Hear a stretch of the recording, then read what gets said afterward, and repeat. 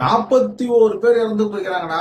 41 பேர், 18 பெண்கள், 13 ஆண்கள், 10 குழந்தைகள், 5 பெண் குழந்தைகள், 5 ஆண் குழந்தைகள். எத்தனை வயசு தெரியுமா? 1.5 வயசு 2 வயசு குழந்தைலாம் இறந்து போயிருக்கு. இதனால உனக்கு அப்படியே பெயின்ஃபுல்லா இருக்கா? பெயின்ஃபுல்லு. நேர்ல பாத்தியா நீ இறந்தத?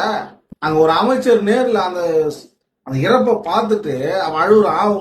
அணில் குஞ்சுங்க அவனுக்கு ஆஸ்கர் விருது கொடுக்கலான்னு சொல்லிட்டு வீடியோ போடுறான். அப்போ பொதுமக்களுக்கு பெயின்ஃபுல்லா இருந்திருக்காதா? அந்த இறந்து போனவங்க தாய் தந்தையோட மனசு அந்த வீடியோ பார்க்கும்போது எவ்வளவு கஷ்டமா இருந்திருக்கும். பெயின்ஃபுல்லா இருக்காம பெயின்ஃபுல்.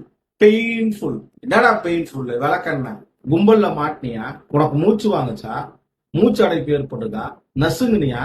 எப்படிடா வந்த? ட்ரெயின்ல வந்தியா? பஸ்ல வந்தியா? எதுலடா வந்த? சார்ட்டர்ட் பிளைட்ல வந்த? ஏசி பஸ்ல வந்த? கரூர்ல இருந்து சென்னைக்கு 1 மணி நேரத்துல போயிட்டேன். நேரா வீட்டுக்குள்ள போய் புந்துக்கின.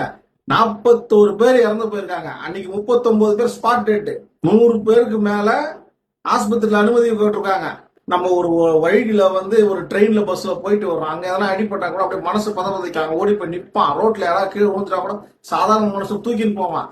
உன்னை பாக்குறதுக்கு அப்படி ஒரு அலாலையா வெறி பிடிச்சி அன்பால அப்படியே உன்னை பார்த்து ஆர்ப்பரிச்சு அந்த ஆட்கள ஒரு 110 பேர் அடிபட்டு சாக கிடக்குறான். 40 பேர் செத்துட்டான் அப்படின்ற செய்தி கிடைச்சோம்னா நீ சாதாரண ஆளுப்பா. நீ சாதாரண ஆளே கிடையாது. நீ என்ன நடிப்புடா, மகா நடிகண்டா நீ. பாராட்டுறேன் பாராட்டுறேன். அருமையான நடிப்பு, அருமையான ஸ்கிரிப்ட்.